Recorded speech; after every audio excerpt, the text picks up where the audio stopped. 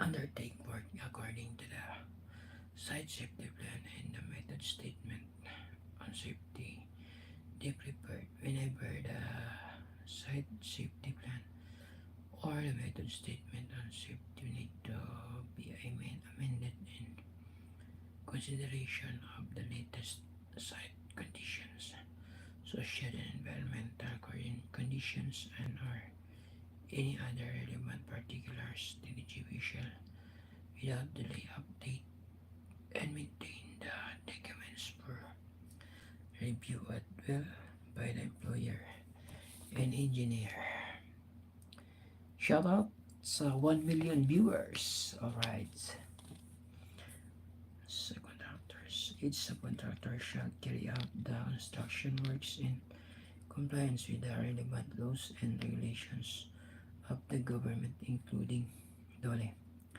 Each subcontractors shall establish and maintain safe and sanitary site conditions according to the instructions of the TGB.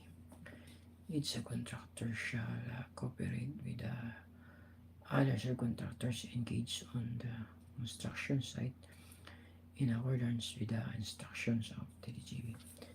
Each subcontractor shall receive from TGB an explanation of the site safety plan and the method statement on safety prepared by TGB. Each subcontractors shall pass on the explanation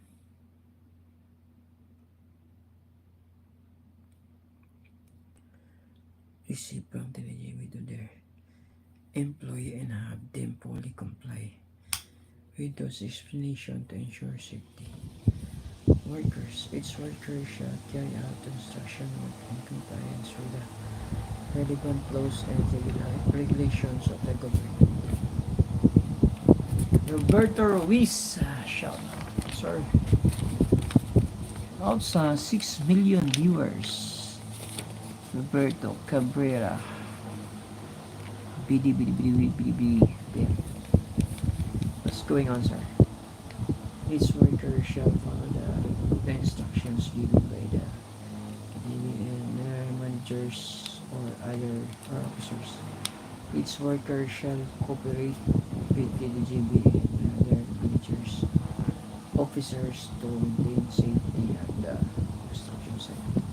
Each worker shall pay attention to their own safety as well as the safety of the workers, all project stakeholders, as well as the non-local residents and any other third parties affected by the work.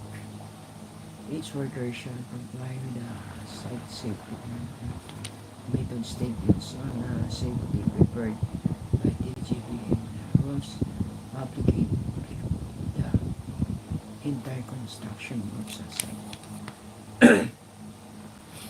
When undertaking work, each worker shall use PPE for safety and sanitation, whether designated or provided in an appropriate manner and at the appropriate time and location. Project manager contractor representative. The project manager is responsible for overall health and safety management while ensuring the time and cost effective execution of the construction works of the project. He is responsible for the overall management and satisfactory execution of the entire contract, including the health and safety provision. The project manager is the contractor representative, which is directly accountable to the TGB designated board of directors in all matters concerning construction safety and health. The designated board directors in turn shall be accountable to the engineers, employer for all matters concerning safety. Ensure compliance with all health and safety requirements for the various stages of the project execution, such as the DOLE standard, JICA guidelines, and the contract work specifications of health and safety. Review the contract documents, health and safety requirements before the start of work. Select the project safely and health management staff for the implementation of all construction related activities. Coordinate with the project construction departments to achieve the desired health and safety performance objects and targets.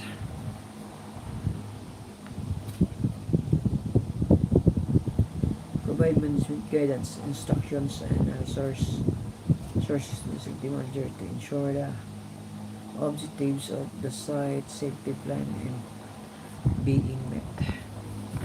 Deputy Project Manager. The Deputy Project Manager is responsible for assisting the project manager in coordinating the activities of the TPDB project to ensure cost schedule.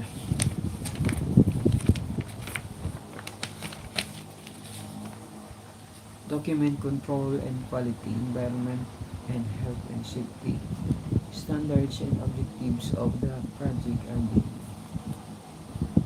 Construction manager.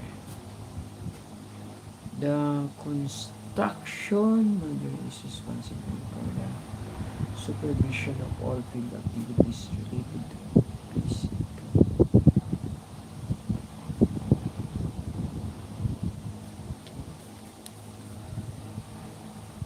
Related to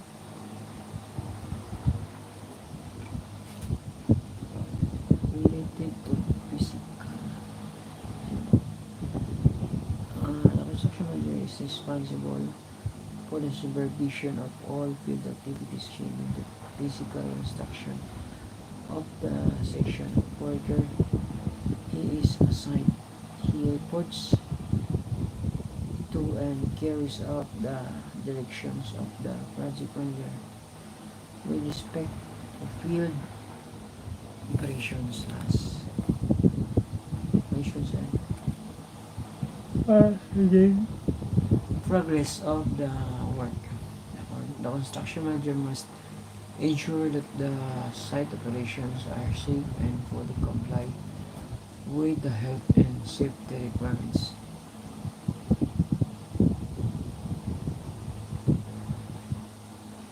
Of the project, he shall coordinate operations such that the work results in the comprehensive products that achieves the required quality and it's complemented in the shortest possible time. The construction manager must continually work to ensure adequate staffing and post-training of the workforce, maintain adequate supply of materials and post-training of the workforce, maintain adequate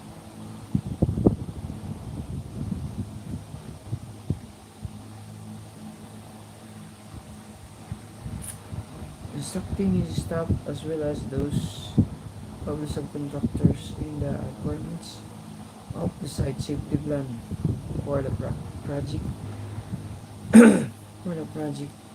in collaboration with the safety head at the site, supervising the work of the subcontractors including deployment of requirements OS program as mandated by the Dolly OS standard and those generating, securing or otherwise confirming all OS information needed to create, monitor and modify the progress schedule on a continuing basis.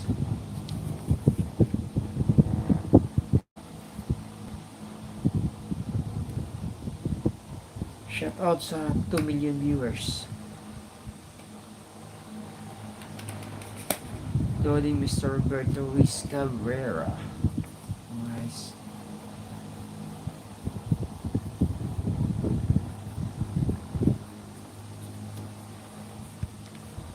Participating in the rewards of scopes of various bed packages to properly coordinate their respective interface and to ensure that no OS component activity is either left out. Working with a safety manager to develop and administer the site work program, site or services. Services.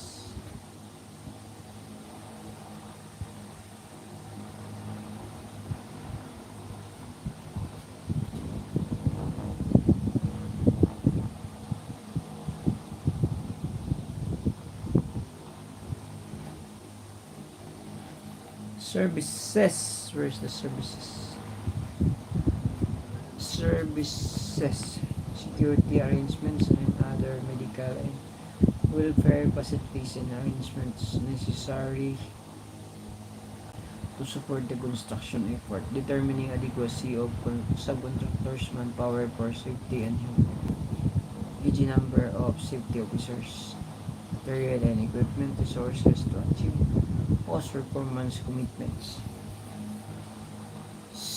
Safety manager responsible for providing services and advice to top project management of all functions and activities involving costs. Reports to the contractors, representative project managers to ensure that the project safety and health activities are implemented in accordance with the site safety plan.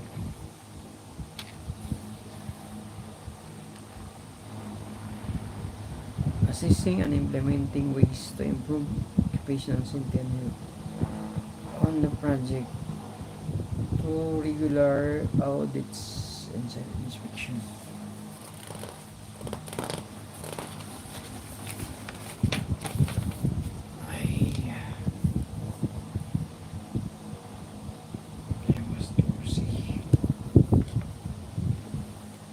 Ensure that the application of KDGB OS management system and other OS procedure in the project.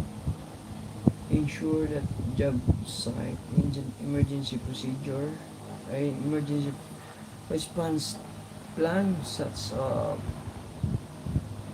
as fire prevention, rules and evacuation precaution procedure are understood by all project stakeholders. Attend a post meeting with employer and engineer when regular required. When required. Yes. When required.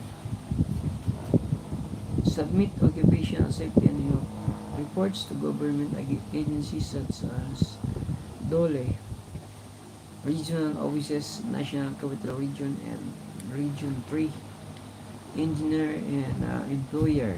A first of all OS reports to DOLE, engineer and employer shall be maintained in a legal or an appropriate and other requirements. Registry section 813 which template is attached to the site safety plan. Annex 2.0. I was drowsy. I want to sleep.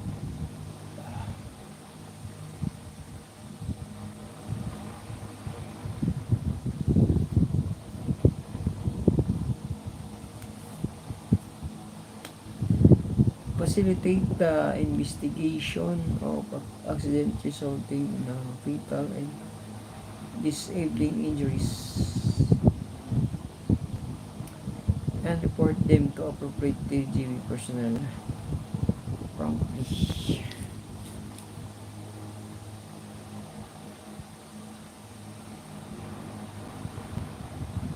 Suspend or stop any operation or action that is judged an imminent danger to life and health until the hazardous condition is controlled and connected. Check the validity and ensure maintenance of all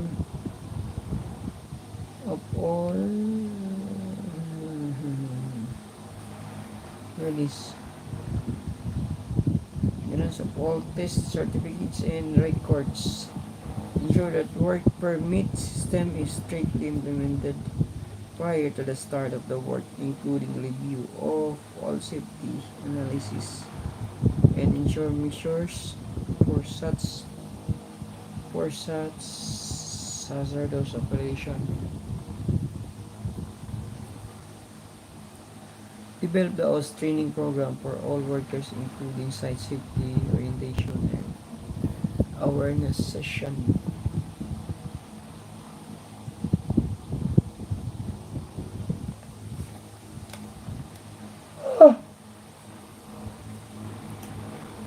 Advise and collaborate all activities and responsibilities of site personnel with regards to OS issues and matters. Review and all the site safety plan at least once a year after the anniversary of the commencement date.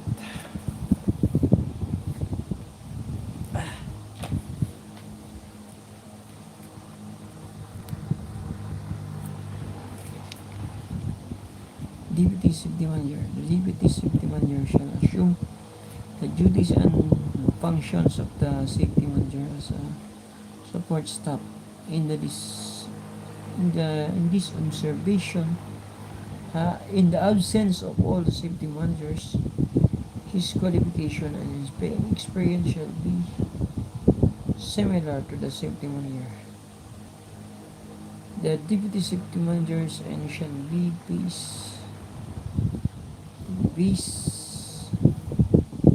shall similar to the safety manager. Deputy safety manager shall be based full time of site employed to implement, maintain, and monitor compliance with the site safety plan and system. Alright. Safety officer. Provide a written report or inspections made of the construction site, storage yard, office, in other areas. Shout out sa 1 million viewers. Office and other areas relevant to that dealing with self-contractors operation. Next. Determine the necessary personal protective equipment, clothing, and approved OS stickers to be purchased and supports. I was drowsy. I want to sleep now, but it can't be. Ensure employees OS program awareness by conducting good conducting orientation and facilitation.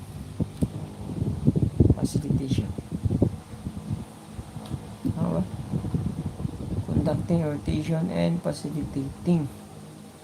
Nako. Shout out.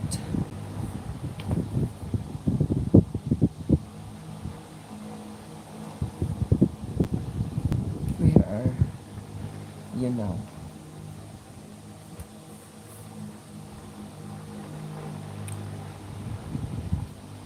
Ako'y naantok ko pala.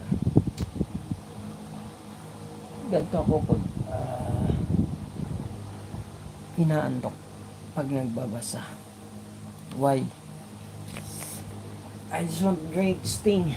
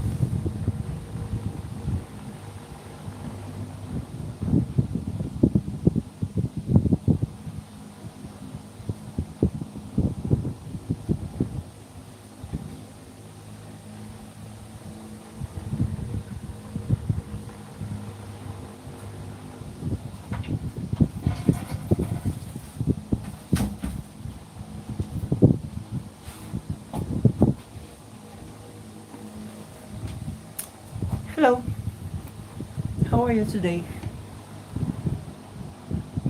What are you doing now?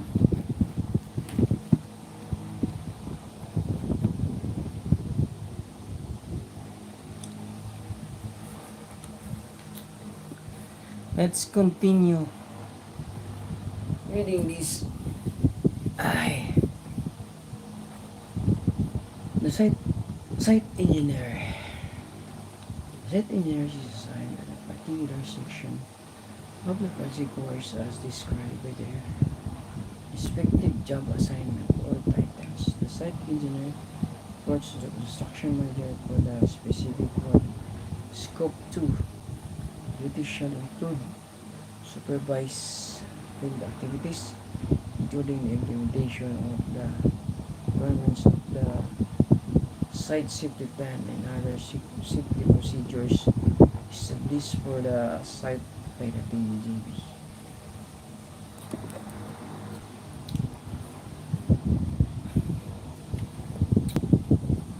Coordinate activities with subcontractors and all things daily, weekly, and monthly to communicate and confirm sufficient workforce to achieve performance commitments and to meet costs and other quality requirements. Ensure that permit system is strictly implemented prior to the start of work, including review of all method statement on safety, job safety analysis, and other countermeasures for hazardous operation. Plant and machinery in charge. The plant and machinery in charge is responsible for overseeing the maintenance and operation of machineries used in construction activities. The job responsibilities also include supervising construction and field crews to ensure the safe and proper maintenance is performed on equipment.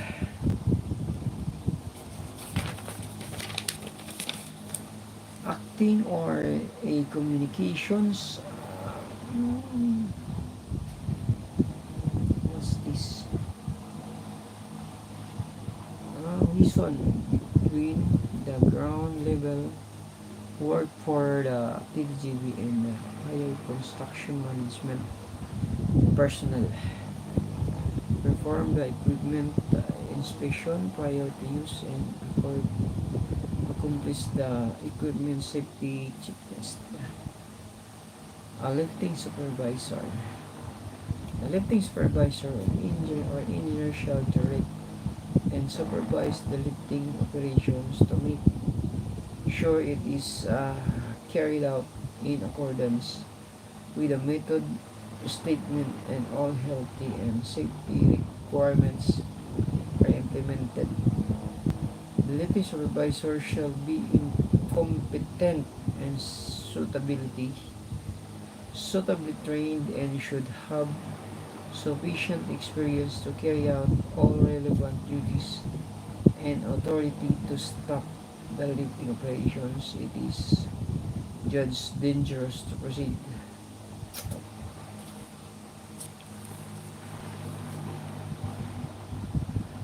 The lifting supervision shall prepare and implement a lifting plan which shall serve as a guide to carry out safely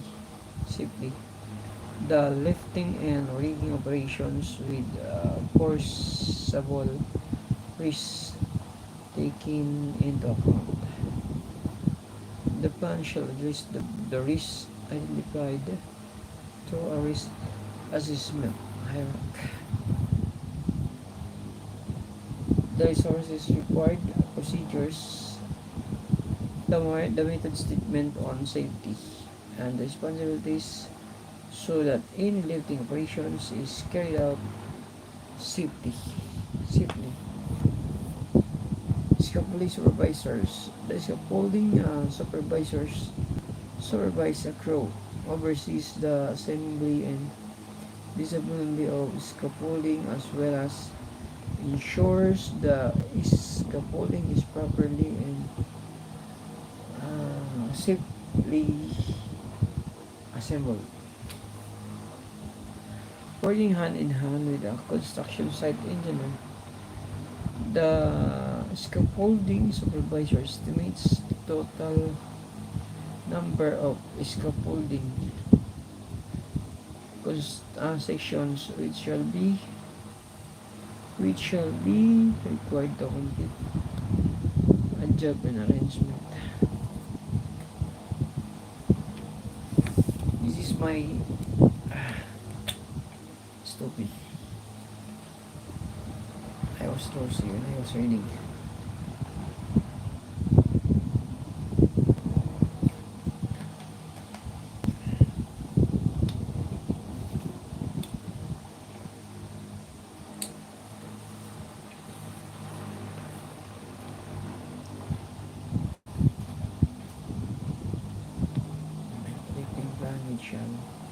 The lifting supervisors. A lifting supervisor shall prepare and implement a lifting plan which shall serve as a guide to carry out safely lifting and bringing operations with forcible risk taking into occur. The plan shall address the risks identified through a risk assessment trial. The resources required.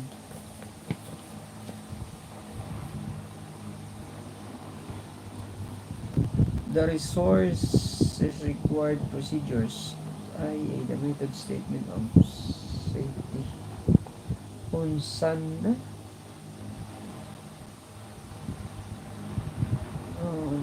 Statement on safety and the responsibility so that any lifting operations is carried out safely. Welcome to my live. How are you today? Operator.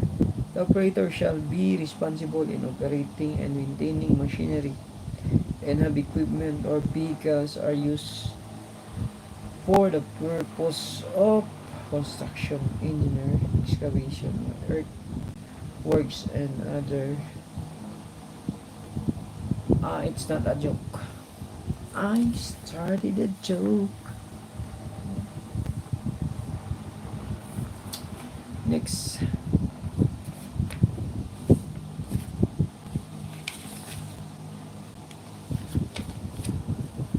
Equipment operator and equipment operator 1 must have these skills and should be completely trained to perform the job duties.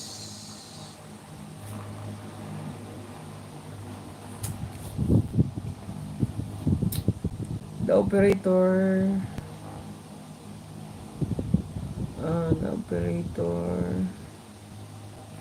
responsibilities are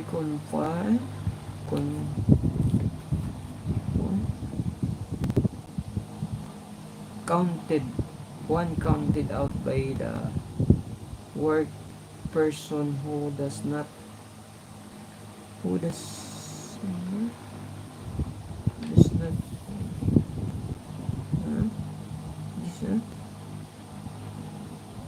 does this job with safety and precision. The operator also has the exponentially of inspecting, cleaning, manufacturing, and servicing the equipment periodically and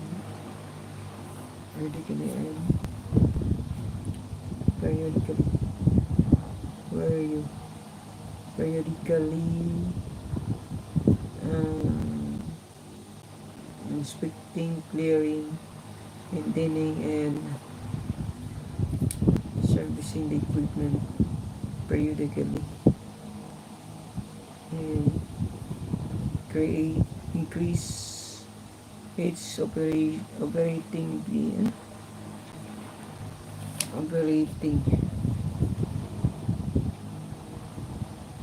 maintaining proper coordination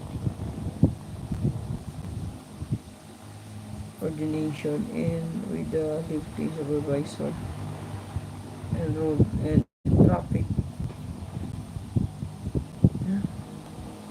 traffic personnel while driving, working that the ensure no one dulo duration and road and traffic before personnel while driving, working that in insured insured insured be insured to the ano yun? So that yun insured ah, driving through working that be insured so that the normal objectives one not dissolved. Okay, basic facilities for city managers, management and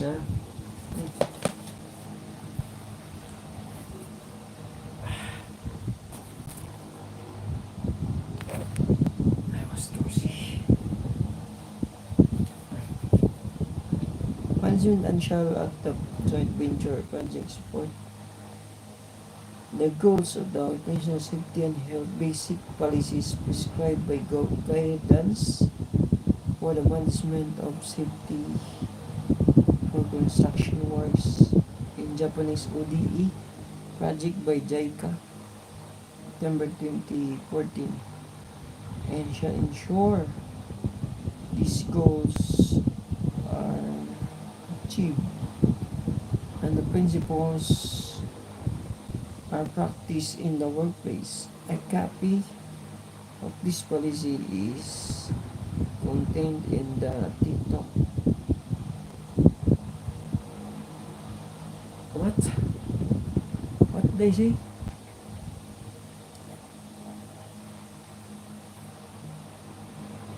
Occupational health and safety performance is carried out to make sure that the project site is complying with its legal, policy, and contractual obligations for health and safety.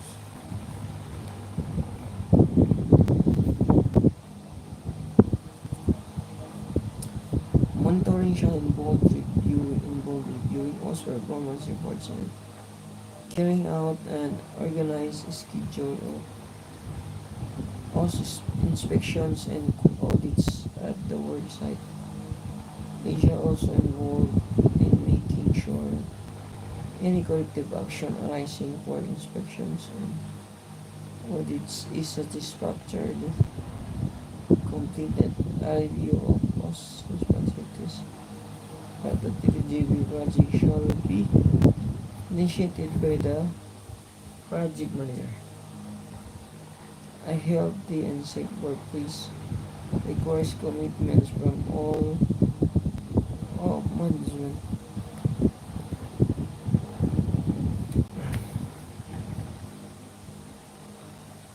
From all levels of management to have this site safety plan implemented. The project manager, project in charge, and other sustaining technical employees site need to understand their respective roles in addressing the safety and health concern at the construction site. 6.1 Occupational Safety and Health Policy. The Taisha DMCI joint venture project is committed to project the safety and health of its employees and all including the of impact of its operations, safety and health risks to minimum. Furthermore, the TGB connects Continue to comply with all contacting safety contractual no? Contractual safety. Yes. Contractual safety. All rise. 39 minutes. Ay, that's good. That's good.